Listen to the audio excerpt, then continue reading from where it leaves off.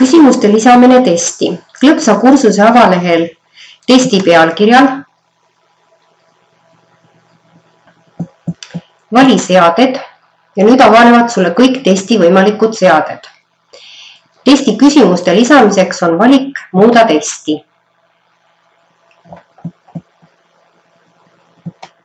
Vali test, mille jaoks hakkad praegu küsimusi koostama ja klõpsa nuppu Loo uus küsimus. Avaneb küsimuse tüüpide valikuleht. Valime esimese küsimuse tüübi, see on mitmikvalik. Järgmine. Ja avaneb küsimuse koostamise lehekülg. Küsimusele tuleb anda nimi ehk pealkiri.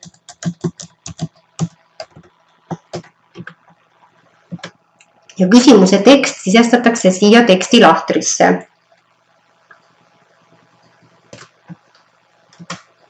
Milline neist on rolli nimetus Moodle'is? Näiteks mul on niisugune küsimus. Ma pean määrama, mitu punkti saab selle küsimusele õige vastuse andmise eest. Ma määran, et saab 1 punkti. See oli mitmikvalik ja ma koostan praegu niisuguse küsimuse, kus ainult üks esitatud valikutest on õige, ainult üks vastus. Üldist tagasisidet selle küsimuse puhul ma ei pea siin täitma, aga siia võiks kirjutada midagi informeerivat näiteks või midagi innustavat õpilasele, kui ta õigesti vastab. Põhimõtteliselt ei pea seda sisestama. Ma saan valida, mismoodi need minu poolt antud valikud märgistatakse, kas nad on üldse ilma tähistuseta või tähtedega või numbritega. Mina jätan selle esimese valiku, väiketähed. Muuda vastuste järjekorda tähendab, et kuna see oli mitmikvalik, siis kõik need minu poolt pakutud valikvastused antakse õppijale ette erinevas järjestuses, kui ta näiteks mitu korda sama testi lahendab. Ja nüüd ma sisestan siis vastused. Kõigepealt ma sisestan õige vastuse. Ma küsisin, millised on Moodle'is rollid.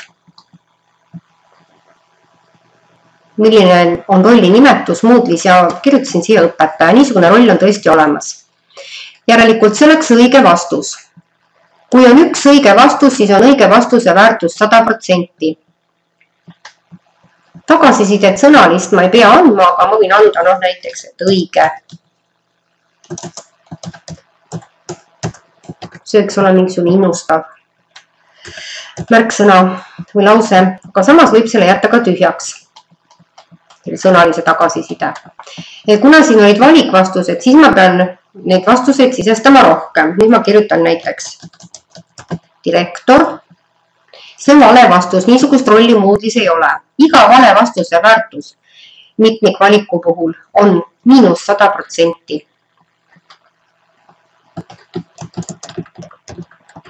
Nüüd ma võin anda sõnalise tagasiside. Valik 3, ma kirjutan siis näiteks sõber, ka see on vale vastus. Nii et iga vale vastuse väärtus mitmikvaliku puhul on -100%. Vastasel korral ei oska testimisvahend punkte õiglaselt arvestada ja õppija võib hakata juhuvalikutega püüdma seda õiget vastust. Nüüd on see välistatud. Iga vale vastus tühistab ka õiged vastused või antud juhul õige vastuse. Ma need tagasiside lahtrid jätan praegu täitmata, kuid ma võin nagu anda siin niisuguse tagasiside, kus ma kirjutan, et kui ta valis õigesti, et millise vastuse ta saab, millise tagasiside ja kui ta tegi vale valiku, et millise ta siis saab.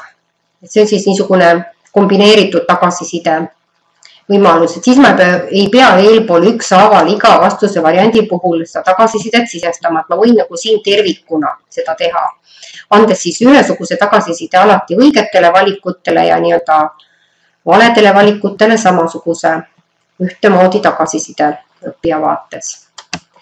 Ma võin määrata trahvipunkte iga vale vastuse eest, kuid samas ma ei pea seda tegema. Aga see on see võimalus. ja need protsendid tähendavad seda, et need jaotuvad vastavalt sellele, et mitu vale vastust mul oli. Et kui mul oli praegu näiteks 3 vale vastust, siis õige valik olekski see 33,333, et see kokku peab tulema valede vastuste puhul siis 100%, et kui oli 3 vale vastust, siis iga vale vastus võiks anda näiteks 33 miinuspunkti. Et läheks tema punktidest maha. Aga ma võin jätta ka need trahvipunktid määramata, sest niikuinii õppija saab punkte praegu ainult õige vastuse eest. Aga see on minu valik, et ma võin sellele mõelda. Ja siin ma saan anda vihjeid, et ma saan nagu teda abistada ja suunata õige vastuse juurde. Ja samas ma ei pea neid vihjeid andma, ma võin jätta need vihtelahtrid tühjaks. Märksõnad, et iga küsimuse kohta tuleks sisestada mingi märksõna. Kui mul on küsimusi juba rohkem, et siin ma saan otsida enda sisestatud küsimuste andmepangast siin Moodle'is teatud märksõnaga küsimusi ja koostada neist uusi teste või kasutada neid uute testide koostamisel. Küsimus on valmis, seaded paigas, salvesta muudatused.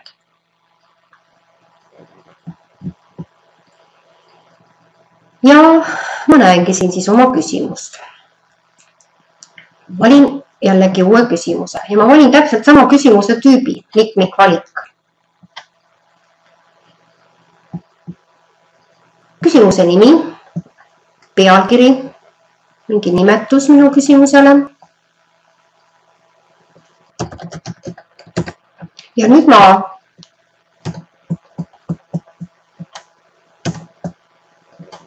üldist tagasisidet ma ei hakka siin praegu täitma. Ja nüüd ma pean kindlasti siin valima, et lubatud mitu õiget vastust. Ja ma pean meeles pidama ka, et kuidas ma mõtlesin. Mina mõtlesin praegu, et ma annan 3 õiget vastust. Et sisestan need õiged vastused ja iga õige vastuse puhul ka väärtuse.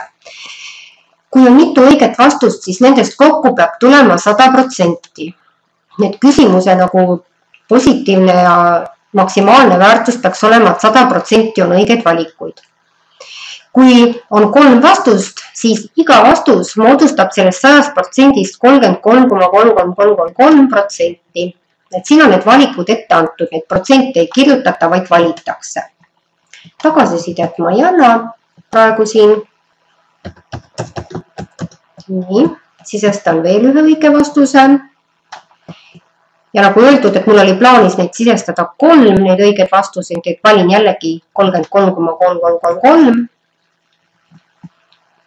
Ja sisestan ka 3. õige vastuse.